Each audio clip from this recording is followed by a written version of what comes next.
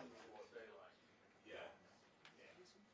That's equivalent to. Mum and dad will be house still is. They might stop. I'll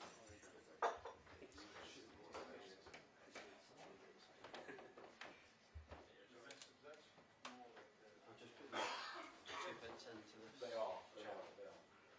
Just saying, happy to debate it, but my preference would be not to crowbar. Yeah, where you've got control. Well, she's.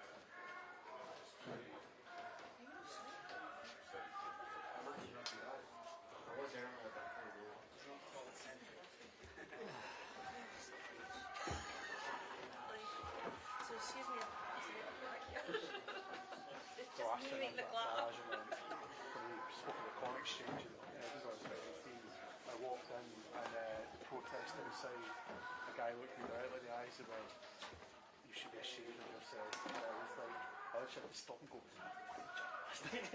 and the guy, he actually apologised. Yeah. Like, Most of the time they double down. I know, I Like, know. You should really be ashamed of yourself. oh yeah, I think that was 6 years ago. The correct answer is you've been speaking to my mum again.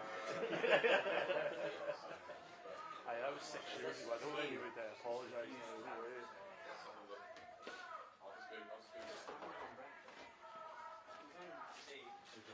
I wonder if they put it on though, video. I wonder if they cut it up. I just spotted a flash. Push notification. No, it's the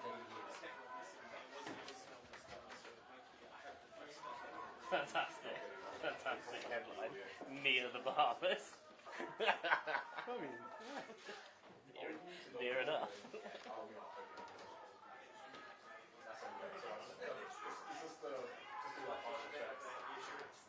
Yeah.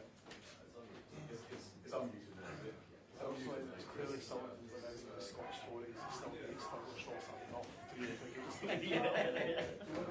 A lot of people in the party are just going, "Oh well, he's yes, but he's mad. It doesn't matter." Yeah. Someone is still like, "No, fuck it." Yeah. Tell Paul what he's saying. Yeah. Okay, testing 1 2 2 1. Testing audio test 1 2 3 4 5. 1 2 3 4 5. Testing 1 2 3 4 5. Audio test. Yeah. Looking for a thumbs up. Yeah. 2 1 1 2. Yeah. Okay. Okay. Happy. 2 2 2 1. Testing 1 1 2. Cool. Yeah, no problem. Thanks. Got my sunglasses. I could use those.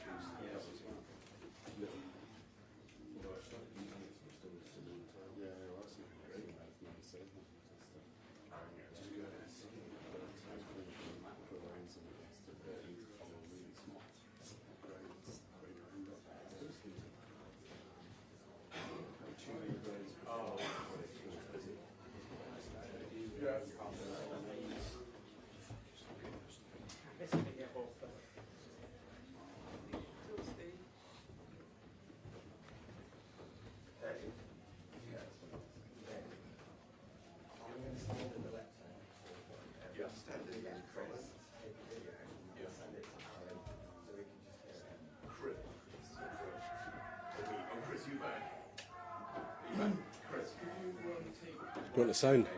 I'm okay. Thanks.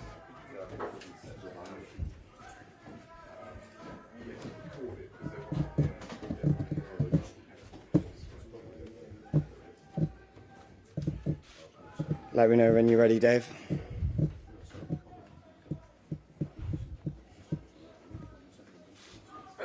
Yeah. Yeah, absolutely. So, press conference is due to start soon. So we're here in Aberdeen today.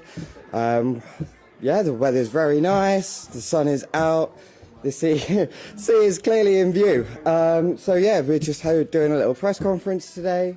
We'll be joined by Nigel and also Richard Tice. Yeah, so we'll have quite a lot to say, a lot of information being given out today. So hopefully we'll start imminently. So thank you.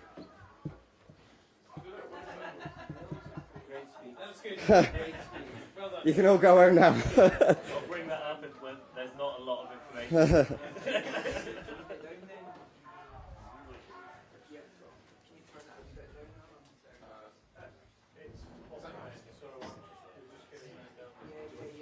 So let me know if you need me to.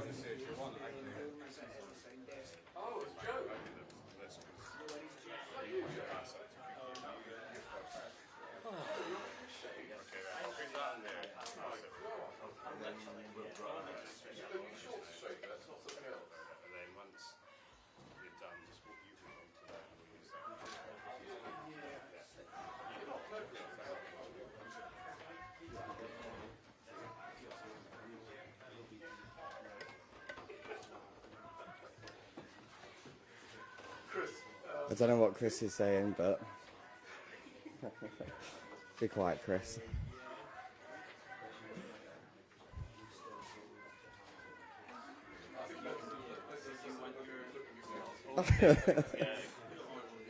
I know exactly what Chris is saying. I feel like probably had it all before. Have we done it? Is it Get the ball out in the referee. not enjoying this, Chris?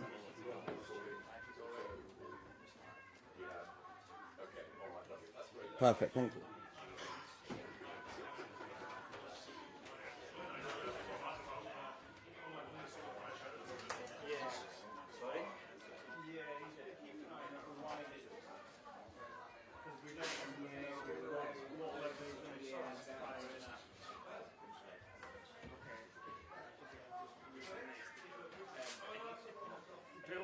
Bill, sorry. I guess you do. You look your best, don't you, when you're...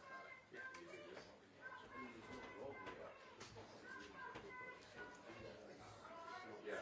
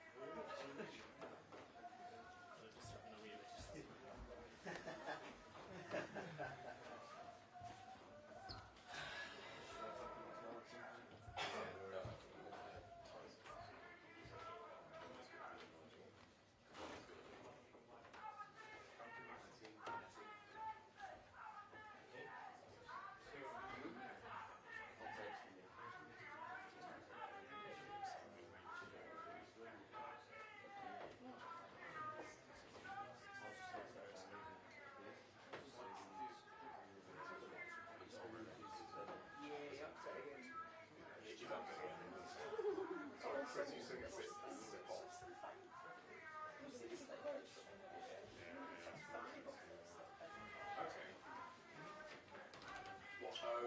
coming out of the audience. And Andrew, I think I might have dropped in upstairs last night. She was asking about 10 days ago at the stand. And I was like, well, Andrew was just do stand up. She couldn't believe it. So actually, before they were talking about these people. You used to do stand-up? It was a long time ago. Not as funny anymore. Well, she found it very funny. She couldn't wait. I can't wait to see her next. Did you do a French run? Did you? How was it? I went to see her. It was good. And you're right with my French one. Oh, really?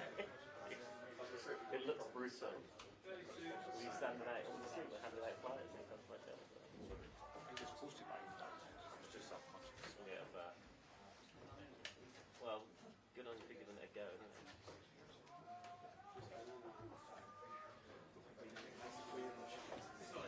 Happy comedy, wasn't it?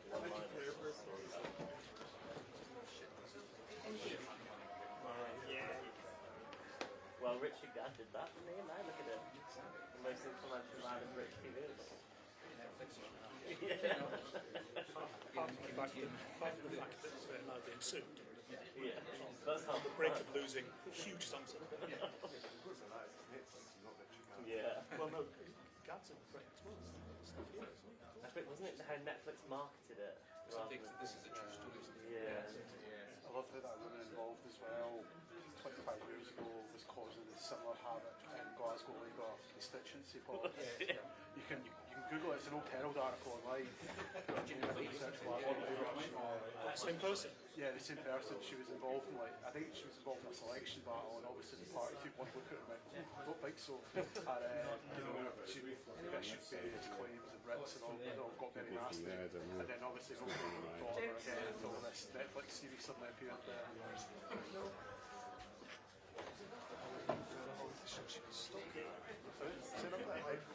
Yeah, I forgot about that.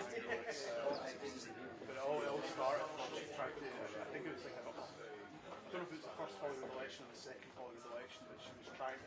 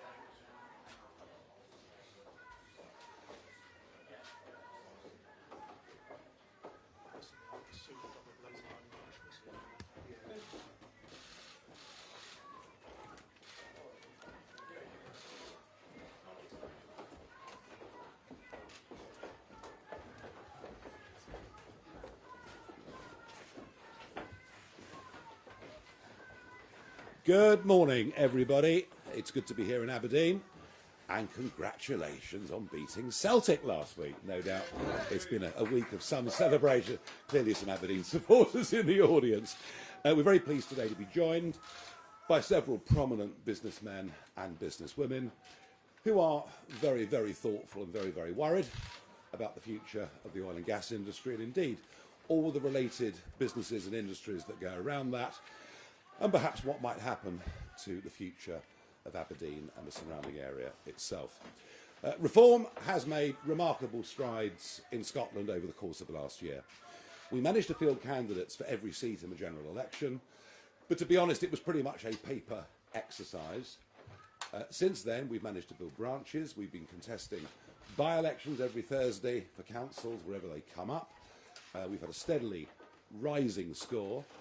We, if you believe the polls, over the weekend are beginning to eclipse Labour to be the second most popular party in Scottish politics. And of course, we have the Hamilton by-election taking place this Thursday. But the purpose of this visit, and I guess it was really the news that Harbour Energy were laying off yet more people, the fact that this industry is in serious decline, and that to a large extent it is wholly unnecessary. These are decisions that we have taken here in our own country. The tax rate, the super tax of 75% that was imposed by the Conservatives in the last time, in the last period of their 14 years of government, was a disaster for the industry. Labour have only added to that by putting it up to 78% and stopping the application of new licences. Yes, the oil price is low at this moment in time, but after 20 years as a commodity trader, these things do move in cycles. 2025 will be a year of record consumption of fossil fuels. We can con ourselves as much as we like. There'll be more coal burnt this year than has ever been burnt in the history of mankind. And the same applies to the use of gas and oil. Even the most ardent proponent of net zero has to accept the world will still be using oil and gas up until 2050 and beyond. And yet we've decided to sacrifice this industry as a consensus around net zero has emerged. Of course, I say net zero, it isn't really net zero. All we're doing is exporting carbon dioxide production. And into the bargain, we are seeing Scotland and many parts of England and Wales literally deindustrialising before our very eyes. Yes, there are arguments around new industries, but for every job created in a new industry, many more have been lost in conventional industries. We now have the most expensive energy prices, commercial energy prices in the world, and the whole thing is complete and utter madness. Richard, Tice and I have been standing up and fighting and speaking on these issues for many, many years. It's also worth adding, shortly after the Prime Minister's so-called EU reset, that if we look across the other side of the North Sea to Norway, not only do we see a country that has championed its oil and gas industry, a country that sells an awful lot of gas to us, a country that also has a 200-mile exclusive economic zone for fisheries. A 200-mile EEZ. Just imagine what anything like that would do for all these towns and cities on the east coast of Scotland. So whichever way we look, we're getting things wrong. They must be laughing themselves silly in Norway that now actually we have to import a significant amount of our electricity from them as well. It is almost, the madness of this is almost completely and utterly beyond belief. One of the reasons that we've been doing well in Scotland is we've been attracting some very, very good, fresh talent. There have been several Conservative councillors that have come to us, and there'll be a Labour councillor coming to us this afternoon when we get to Hamilton. But Duncan Massey has been not just a city councillor here in Aberdeen over the course of the last few years, but somebody who has spent 20 years working in the oil and gas industry, and it's my happy duty to welcome Duncan as a Reform councillor here in the city of Aberdeen today. Duncan, thank you very much. Well, thanks, Nigel. Thanks, everyone. It's great to be here. Didn't think it would be quite such a big show today with just me joining as a Reform councillor, but obviously my reputation precedes me. So thanks for that. You know, I've joined Reform. I think, like for most people, you know, real concern about the country, the whole country. You know, doesn't feel like it's working. We have a stagnant economy, stagnant wages. As Nigel said, we're deindustrialising pretty rapidly because of net zero. We can't control borders. We can't build things like energy infrastructure or houses or public services. Don't feel like they're working. We've got huge problems and we need massive and urgent change. And I believe that it's only the Reform Party that can bring that change. And I think obviously we've got similar issues across the whole of the UK, but I think in Scotland, you know, we seem to be failing further and faster with an incompetent and devoid of ideas SNP, a sort of entrenched and entitled SNP who've been in power for nearly 20 years, have done nothing but fail, but seem more concerned with the gravy train continuing rather than trying to improve things. And again, I think it's only Reform that can change this dynamic and move Scotland to a place where we can change policies.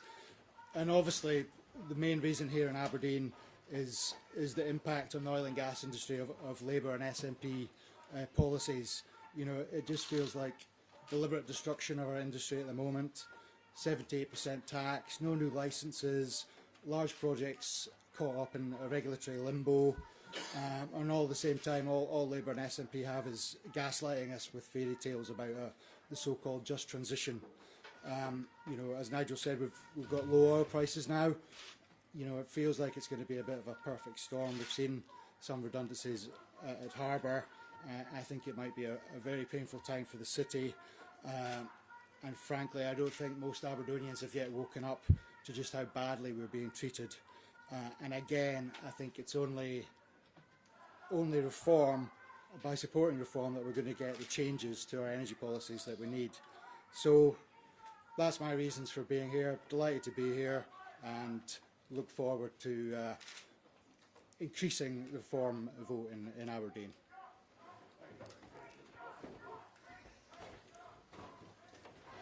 Now, it's exactly 365 days ago tomorrow that I decided to come out of political retirement and throw myself back into the fray. And in the aftermath of the general election, I had one big political target, which was the English County Council elections. I wasn't very happy that in 9 of our strongest counties the elections were cancelled, but we carried on in what on paper were our weaker areas and achieved a great success on the 1st of May.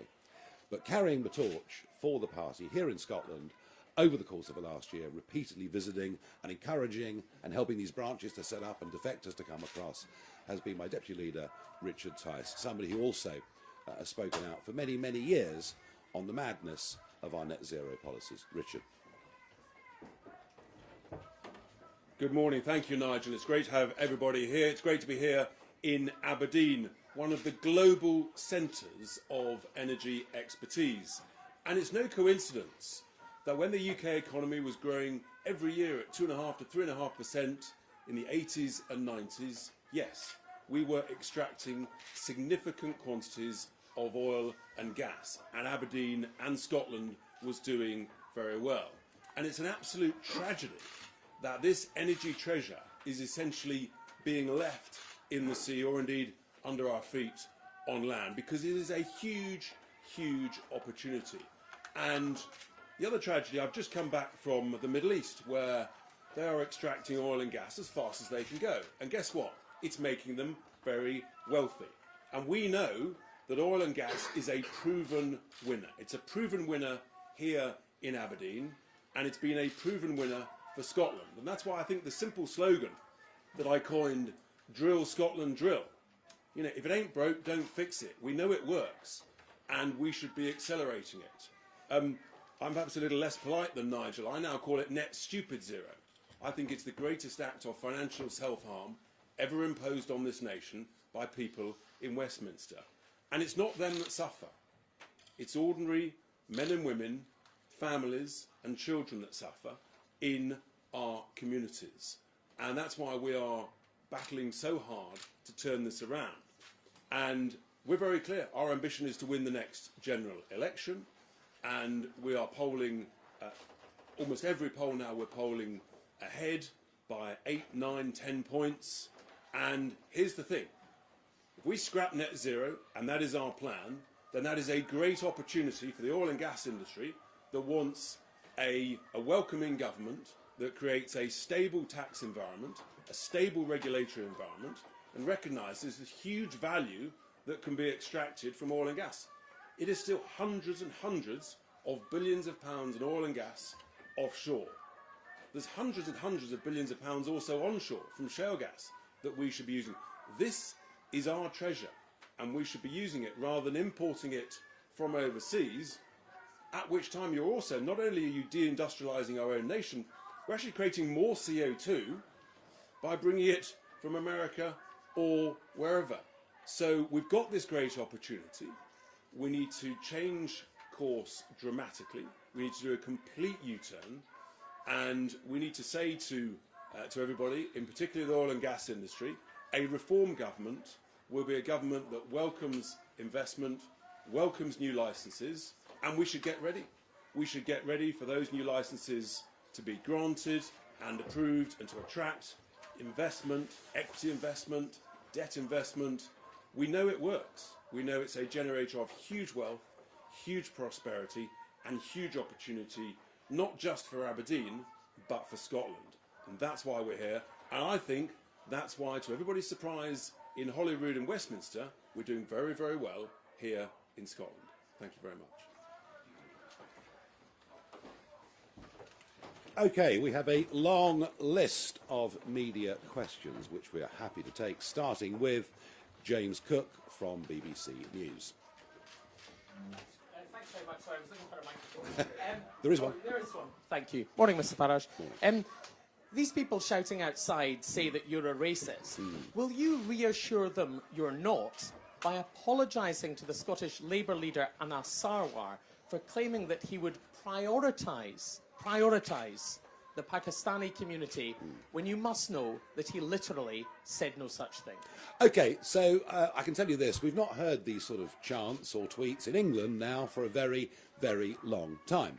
And indeed, the First Minister, Swinney, was the one that started using this word yesterday in a deliberate, I think, and very, very provocative way. I would remind everybody that the chairman of the party is Scottish-born, but comes from parents who come from the Indian subcontinent.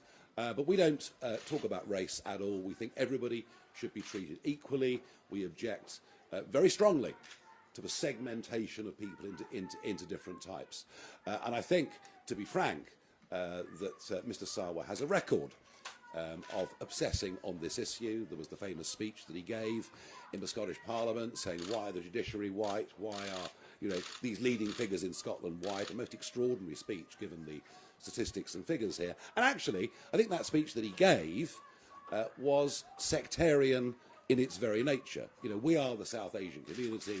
We are going to take over the country and take over the world. He didn't say any such thing. Well, he did actually very, very clearly. He did not say that the South Asian community would take over the country or the world. He said, nor did he use the word prioritise. He said. Why can't I hear what you're saying, but why can't you just accept what he literally said and not mischaracterise what he said? We believe what he said was a form of sectarian politics, and we don't like it one little bit. Thank you very much indeed. Ben Phillip from BBC Scotland. Obviously, here in Aberdeen today, Nigel, many will be listening to what you're saying about the oil and gas industry. On the slogan, Drill Scotland, Drill, is it not the case that that will just make oil and gas companies even wealthier? It's not going to lower bills. How will your policies actually help ordinary people?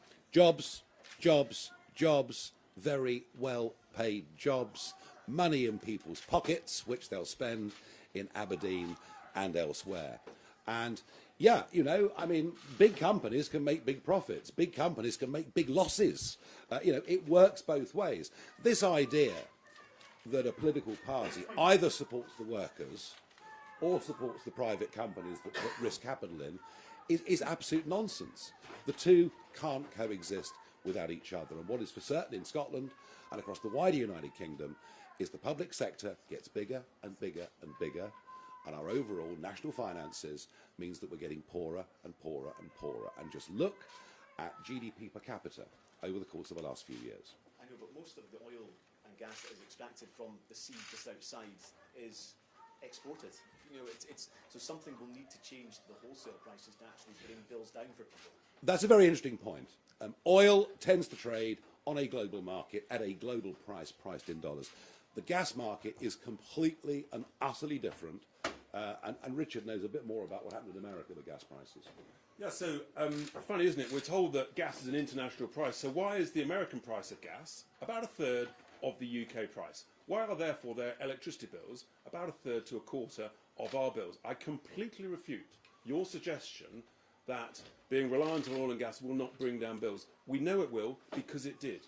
And there is a direct link between the increase in renewable generating capacity over the last 10 to 15 years and the dramatic increase in electricity prices way above inflation. That is the simple reality, and cheap energy drives everything. It drives investment, it drives businesses, it drives prosperity, and there is a direct link between our high electricity prices and there's just and the renewable generating capacity. And here's the other thing that people won't tell you. The vast majority now, about 2/3 of our electricity price is now policy costs, levies, subsidies, transmission costs, constraint payments, and all of that. The actual wholesale cost is down at somewhere between 30 and 35%. So I'm afraid people are being completely misinformed about the truth. Yeah, and a political class that have all agreed on everything for year after year after year, and that is why the injection of reform is going to change the whole nature of the debate around economic issues in Scotland. At least I believe that it will and that it should. Christopher McCall, Daily Record. Hi, Nigel. Back in 2015, during the general election campaign, you said that taxpayers in England were, quote, cheesed off with the amount of public money that goes to Scotland. Can I ask, is that still your view? And if you won power, would you look to scrap the Barnett formula? Well, the Barnett formula, it seems to me, is really somewhat out of date. What I'd like to see is a Scottish government that's able to raise a bit more of its own revenue and a Scottish economy that has actually got genuine growth. And I don't believe that can happen without this sector booming. All right? And I think, you know, the Barnett formula goes back to the 1970s. Is there an argument it should be looked at again? Of course there is. But, I mean, frankly, if you look at welfare dependency, if you look at educational standards, the idea that there's sort of 50 billion this year, which is roughly what the figure is going to be, going to Scotland, it isn't going to reduce in the short term until Scotland actually starts to have an economy that is thriving. And right now it's going in completely the wrong direction. Can I just ask quickly as well, do you support the concept of devolution as the Scottish Parliament? Oh yes, devolution is here to stay, and in fact devolution now is being extended into England, you know, right down to a county basis where we're going to have elected county mayors. No. Devolution is here to stay. Sadly, over the course of the last 20 years or so, devolution doesn't appear to have worked very well. You know, I mentioned education. I could talk about 800,000 plus on the NHS waiting list. It hasn't worked out very well. Doesn't mean devolution's wrong. It means the people running it haven't got it right. Tony Diver, Daily Telegraph. Right. Microphone. Oh. Thank you very much. You said yourself that reform has not been around in Scotland for very long. You said at the last election you ran paper candidates competing in this election. How long is it going to take you to build trust in Scottish people? How long do you think that by this time next year, when Scotland goes to the polls in the Scottish Parliament election, you could win a majority of the Scottish Parliament or even become the second largest party? Well, I think that if you look at County Durham, where we wiped away the Labour Party on May the 1st, if you look at Staffordshire and Kent, where we erased the Conservative Party, you see we were able in England, with lots of focus and effort, to build a fairly professional, in fact, actually, I'm going to be honest, very professional campaigning team with a good list of vetted candidates. In Scotland, I mean, to be frank, Scotland has not had much resource, but some very energetic, good local organisers, some great new people of talent and real-world experience joining us. I don't see any reason why we can't do exactly the same thing here. You know, I mean, I accept the SNP have a very, very solid baseline vote. I think the Conservative Party in Scotland will wither away. It frankly serves no purpose. And I think the conditions for the Labour vote in many parts of Scotland are not dissimilar to what we saw in County Durham. So, yeah, I'm very optimistic we can make a big run at the Scottish Parliament next year. We've got a lot more to do. You could say right now the party in Scotland is a movement. It's a teenager, hasn't quite yet reached maturity. Maybe the result on Thursday will be the thing that actually gets us to full adulthood. Thank you very much indeed. Simeon Kerr, Financial Times. Sorry, not here. Okay. Ashley Maguire, GB News. Good morning, all three of you. I'm just curious to know what your take is on the role reversal between what was shy reform and then brash or confident nationalists here in Scotland. Now it's very much the other way around. We're seeing people coming out not afraid to voice their support of reform, while the nationalist conversation, especially that around independence, is filtered away a little bit. Just wondered what your take on that and whether that was going to be enough to take you through next year's Holyrood election. Yeah, I think it's a very interesting point you raise. You know, before a sort of general election last year, you probably wouldn't tell the neighbours you're going to vote Reform in case they thought ill of you. If you said I'm voting Reform, it's all like coming out. It was a really big thing for you to do and something that might cause you, you know, a little bit of friction. What I now see, what I've seen in other parts of the UK, and I believe, I already know that our canvassers are seeing on the streets in Hamilton are people, people are absolutely saying, yeah, we love it. Why are they so vociferous in their support for reform? Because they believe that everything's broken. It was really what you talked about earlier, that things don't actually work anymore.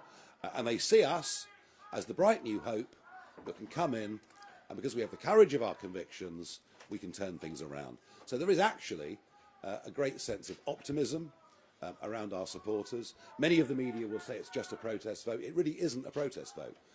These voters that are voting Reform are not just sticking two fingers up, they are actually saying positively, affirmatively, you can turn things around.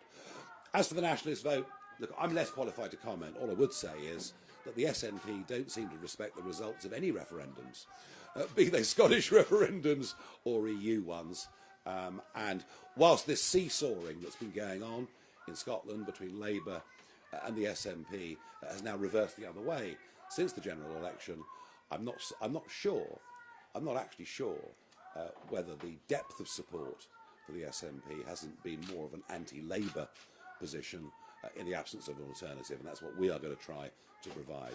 Do not underestimate over the course of the next year that we can get people who previously voted SNP voting for us, because I genuinely believe that we can.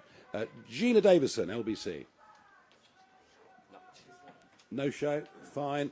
Dave Galloway from North Sound Radio. Thank you, Nigel. Good morning. Good morning. I want to ask for your reply to the assertion that SNP Westminster leader Stephen Flynn has made about your views. He calls them short-sighted stupidity and says you shouldn't be allowed to do to Aberdeen what you've done to the UK economy. Well, he's entitled to his opinion. On a personal basis, I quite like him, actually. He's got a bit of character. He's got a bit of spirit. And somebody, we get on rather well with him, actually. We have a bit of fun with them. They sit right in front of us. We just don't happen to agree. I think the short-sightedness is for Scotland to turn its back on an industry that for over half a century has been providing so many jobs and so much wealth. If it was the end of oil and gas, if we weren't going to use oil and gas in a few years' time, it would be a perfectly valid thing to do. That is not the case, and I repeat the point, and you can give it to Stephen if you like, that 2025 will be a record year for fossil fuel consumption globally. We may not like that fact, but it's there. And actually, I think we're the ones with an economic vision that can make people genuinely better off. And just on the subject of carbon capture, why do you believe that scrapping the Acorn project, which can create thousands of jobs and attract billions of pounds of investment, is a good idea? Look, I've been hearing about carbon capture. I've been hearing about battery storage for wind farm energy, and I've been hearing these arguments now since about 2000. For about a quarter of a century, I've been told these things will work, they are going to work. I have not as yet seen any evidence that carbon capture will actually work. And by the way, if I do, I will change my mind. Could I just add one point to that, Sure. which is that even the Greens are not supportive of carbon capture. And I think that tells you a lot about their perception as to whether or not the technology will ever work. One technology that does work, of course, is nuclear. And maybe you can ask Stephen Flynn about that, because I think what you're seeing across the Western world is quite a marked shift. It started in America, we're seeing it in Europe now as well, quite a marked shift of public attitudes towards nuclear energy, given that it gives continuous baseload power 24/7, 365 days a year. And we certainly think that the development of the small modular nuclear reactor, I mean, every submarine's got one, we haven't quite got there yet with it, but I think that probably long term, in terms of reliable energy, is going to be our salvation, because I don't want Scotland or the United Kingdom to go through what Spain has just been through. Spain, who of course have boasted about having the highest level of renewables of any country in the world. Thank you very much indeed. Neil Poran from the Press Association. Morning. Good morning. Both Anas Sarwar and John Swinney have said they would debate you. Would you be willing to debate them? And if not yourself, when do you think you would have a Scottish leader for reform who could maybe do that? Would I debate them? Will you hold my jacket? I'll be delighted to. Of course I'll be delighted to. When are we going to have a Scottish leader? I think I can refer you back to the answer that I gave the Telegraph, that we are a mid-teenage year political movement that is evolving in Scotland into a fully fledged political party, the way that it has south of the border, because of our emphasis on it with the run-up to May the 1st. All in good time is the answer to your question. And by the way, I do want Reform Scotland to be as autonomous as it possibly can be, and that is absolutely our intention. All right. Very, very good. Michael Andrew Blackley from the Scottish Daily Mail. Hello, thank you. Good morning. There was more polling for the Scottish Parliament elections out at the weekend. You've got a sizable share of the vote, but it's pretty clear from that polling that the SNP, despite collapsing compared to 2021, is still going to win by a mile. So are you concerned that actually you could be the man to save the SNP and give them another term at Holyrood?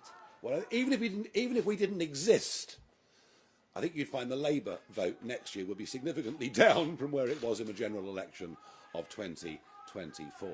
We are a fresh voice in Scottish Parliament, making different arguments, as you can see this morning on this stage, to those that are being made by the other political parties. And you know what? Even in opposition in Holyrood, and even in the run-up to those elections, I think one of the things that I would stand on the track record that Richard and I have got, is we're actually quite good at shifting national debate and shifting government policy, regardless whether we're in power or not. So I believe we can have a significant impact on policy from now going all the way through. And by the way, on oil and gas, on the whole net zero debate, this is almost the next Brexit, where you have, you have Westminster, you've had Edinburgh, you have Cardiff, all have been wedded to one particular point of view. Us, as the minority voice inside those institutions, but increasingly a majority voice out in the rest of the country. Believe me, the scales are falling off the eyes of the public when it comes to net zero. They realise that we are putting upon ourselves a massive cost, let alone the opportunity cost of what we're missing when we globally produce less than 1% of global carbon dioxide, that percentage falling every single year. And when they actually understand that when we close down refineries, think Grangemouth, when we close down steelworks, think Scotland going back a few years, all we're doing is exporting the emissions of CO2 with the goods then being shipped back to us. The public are waking up to this, and very, very quickly, I might argue. Conor Gillies from Sky News. Mr Farage, Anas Sarwar has called you a pathetic, poisonous little man. John Swinney says you're not really interested in Scotland. Are they right? And second of all, have you ruled out standing for Holyrood next year? I have ruled out standing for Holyrood next year. I am not a Scot. Beyond playing golf and attempting to catch salmon and a few bits of family, I don't have Scottish connections. Even when I was in business, I didn't have much. I had some, but not much north of the border. So I will not be standing for Holyrood. That would be wrong in every way. Do you know what? The more they insult me, the more I know we must be doing something right. And I think they're in a blind state of panic. They're chucking around all sorts of insults. I thought the First Minister yesterday was frankly insightful in what he said. But for today, I will not return the compliment. We'll let the public make their own minds up. I'm not going to get involved in a war of words. But do you think you started that by mischaracterising Anna Sarwar's words, just to follow up on what James said earlier? No, Mr. Sarwar seems to be obsessed with race. You know, I've mentioned this already to the BBC man sitting on your right. Speeches in the Parliament about why is everybody white? You know, what's wrong with Scotland? And we just don't see things like that. And I think that speech was a sectarian speech. Do you know what the context of that speech was? I don't know. So you're putting... Oh, yes, I do. It was independence. Pakistani independence. Yes, it was. Yeah, OK, I get that. But... The speech in Parliament was about Pakistani independence. I think the speech that he gave, when he talked about the South Asian community and what we can do. I think our view is that we ought to be as colourblind and as race blind as we possibly can be. You know, people have their own private practices and religions. With respect, though, you're the party that are putting out videos about race. Well, we didn't start it. No, you asked me, did I start it? No, he did. Of that, I have no doubt at all. Stephen Brown, STV News. Morning. You've come here spoken an awful lot about oil and gas, very little about renewables. What is your investment plan for renewables? Indeed, for the 50,000 people in Scotland who are now directly and indirectly employed in renewables, some of them will be concerned about your rhetoric around net zero and what that might mean for their future jobs. Well, I don't mind renewables. If renewables work and can stand on their own 2 feet, that's fantastic. But at the moment it can't, it never has done, and it's directly contributed to energy bills being, as I've said already, the most expensive industrial energy in the world, which is disastrous throughout all levels of industry. So if renewables can stand on their own 2 feet, good, but let's not con ourselves. You know, these wind turbines aren't being made here, these solar panels aren't being made here. I think there are some very serious questions. Going ahead, as I've answered already to local radio, you know, if we can make these renewable energies work, if we can make, battery storage, if this stuff can work, fine. And investment will continue to go into those areas. But to make ourselves too reliant on intermittent energy would be a massive, massive strategic mistake. And you've spoken about the idea of oil and gas licences in the future, potentially requiring an equity stake within that from government. Yeah. How much taxpayer money are you willing to throw at oil and gas licences in the future, which by their very nature, as the oil and gas declines in the North Sea, will become far riskier? Yeah, there is risk to it. There is this, but the rewards are absolutely enormous. Just look at the way Norway's approached its whole industry. They had stakes in these right from the very start. They've had a sovereign wealth fund. We just need to look across the North Sea to see some very good examples of how things can be done. Thank you very much. Alistair Clark of the Courier. Morning. You're referring to 2 speeches that you say Anna Sarwar made. The second of those, are you sure you're not referring to one that Hamza Yusuf made in Parliament? Secondly, for Councillor Massey, if I may, the Tories and SNP have fought between Aberdeen seats up here for a long time.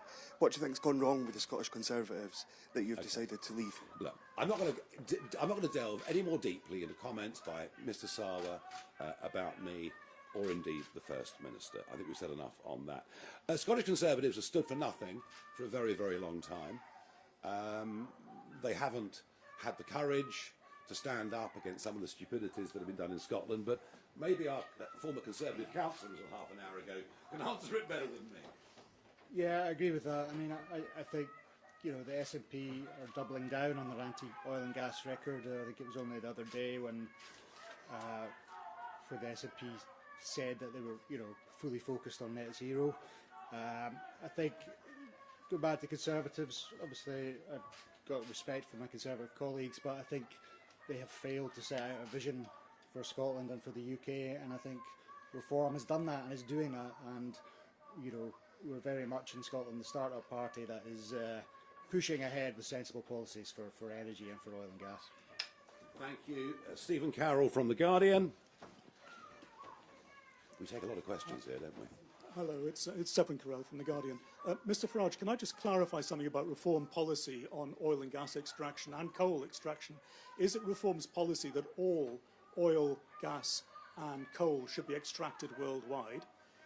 And what is the Reform's analysis of the impact that's going to have on climate heating, which tens of thousands of scientists are absolutely clear is proof is happening now and is causing deaths worldwide? We are less than 1% of global CO2 production. That number falls every single year. I think it would make more sense to use the coal that could have been produced in Cumbria and taken across to Scunthorpe to keep the steel plant open. I think it makes more sense to produce that coal in Cumbria than it does to import it from Japan. And I think even in terms of the CO2 argument, I think that argument actually is a winner. And we have to face up to the realities that China, Indonesia, India are using more fossil fuels. Coal, take coal. You know, we're going to burn, mankind this year is going to burn 8 billion tonnes of coal. I share with you reservations about what this is doing to the atmosphere. You know, I share those reservations. But does it make sense to commit economic harry-carry in this country whilst this is happening across the rest of the world? No. Better to refine in this country, better to produce chemicals in this country, better to manufacture cement, other products, steel, other products that use an enormous amount of energy, better to produce it here under better environmental standards than produce it in India and China under much lower standards and then ship the goods back to the UK. And I'm just trying, Sir Severin, I'm just trying to be rational and logical. Can I just go back of to course. the first question, though? What is the Reform strategy on or position on maximising oil and gas and coal extraction worldwide? Because if you say it's good for Scotland, then presumably it's good for everybody else too. Well, it's good for Scotland. No. Let's get back to logic. If we're going to use gas in Scotland and elsewhere, there's a strong argument to say we should produce it ourselves, make lots of jobs, and get lower energy bills. And that's the argument that we will go on making, and I think the public increasingly support us. The Herald I'm going to speak to last for fairly obvious reasons outside. Alexander Ellards from The National. Yes. Good morning. Good morning. So last year, Labour suspended around 10% of the weapons export licences to Israel. The following day, writing for GB News, you questioned whether Israel was really still an ally of the UK. I'm just wondering if you can expand on that, just outline your foreign policy position on Israel and Palestine. I'm sorry, that's wrong. I said it the other way round.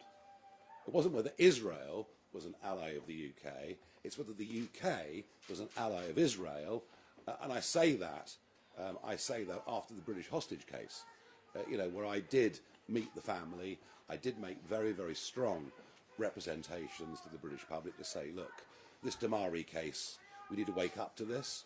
I did my best through American media to make them aware there was a British hostage, and I think what you'll find is that the Foreign Secretary, David Lammy, met with the family and gave a fairly underwhelming response. So my question then, and as you say, we are going back a bit, my question then was, are we really an ally of Israel's anymore? I know that since then things have deteriorated, and even some of Israel's strongest friends in the world are asking some quite serious questions. I guess that's my question then. If you were at the head of the UK government, what would your position on Israel and Palestine be? Would you label their actions in Gaza a genocide? No. Would you suspend all arms licences? No, I wouldn't. And I think we have to get back to a fundamental fact that what happened on the 7th of October was the most appalling barbarism committed by an organisation who say they will do it again and again and again. No easy answers, I accept that. I'll just say one more quick thing, if I may. Very, very interesting to see some quite senior American generals over the course of the weekend, talking about the new EU Defence Pact, which Starmer is signing us up to. There are still more details to come.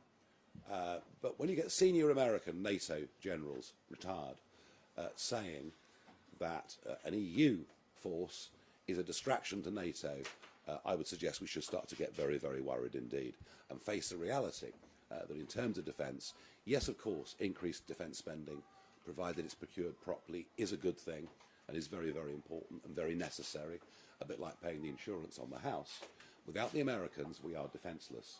And the more we push down this EU route, the more sceptical the Americans are becoming about our independent role. Right, okay, where are we going next? We've got Rachel Amory from the Scotsman. Good morning. Looking at the by-election this week, if Reform comes third behind Labour and the SNP, is that a failure in your eyes? And if Reform does win and we see a Reform MSP in Holyrood, will we see more sort of personalised attacks on other MSPs from that candidate? You're giving a very wide range of expectations there. Are we going to win it or have a disaster? I mean, you pay your money, you take your choice. From what I understand, there's been no proper polling done within the constituency whatsoever. We just don't know. Are we confident of coming third? Yes. Are we confident of coming second? Well, I don't know, but if we do, it'll be a very nice surprise. Do I realistically think we can win? Well, if we do, then that will be the biggest earthquake Scottish politics has probably ever seen. But you never know anything on a low turnout election with a disenchanted electorate. I guess it's not impossible, but I think it's improbable. Stuart Patterson from the Scottish Sun. Hi, Mr. Farage. You describe yourself as being down to earth, but why then have you kicked off your campaign in Scotland today in a restaurant where people are paying up to 30 quid for a fish and chips? To try and protect ourselves from the howling mob that have been stirred up by the First Minister and others. So we thought it better to do it here than do it in a high street. But there are loads of other places you could go. Well, you all seem to have turned up and you look very comfortable and you're enjoying yourself, so I don't think we got it that wrong, do you? And what would you do as a kind of flip side to that? What would Reform do for your honorary punter to bring down the price of fish supper in Scotland? Reduce the price of energy. And one of the things you are seeing is fish and chip shops all over the United Kingdom literally having to close. Such is the cost of energy. Energy, energy, energy is very much at the centre. We believe that it's led.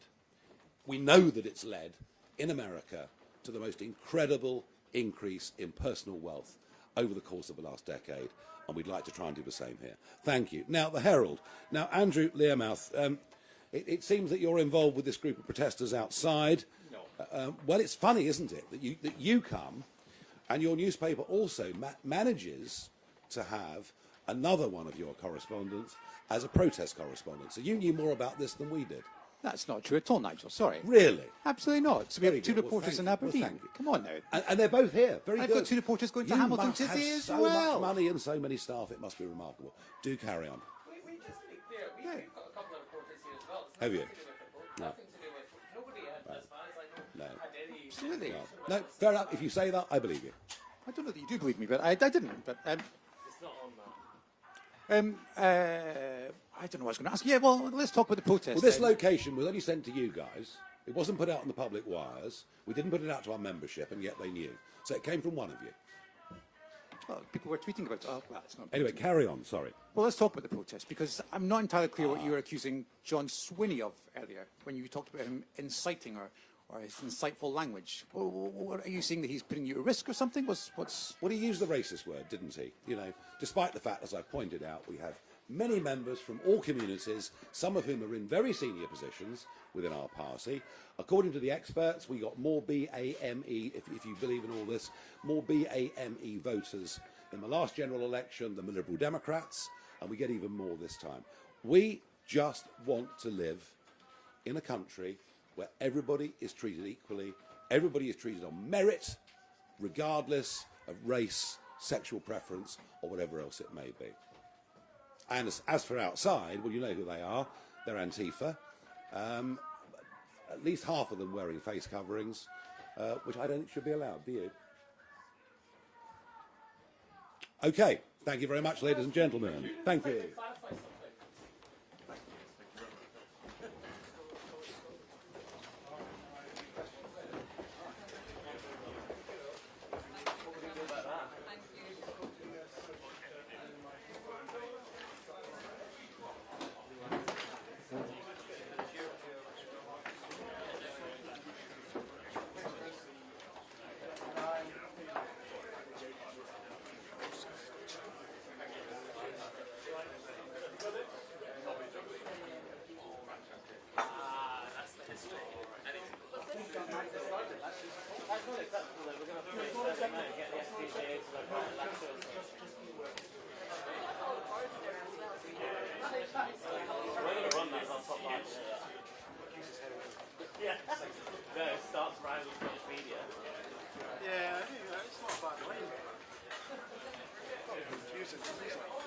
He's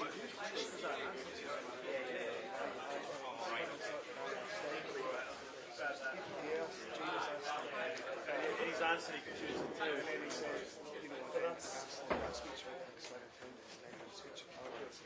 Yeah, that's right, that's right. And it's only comes to like this.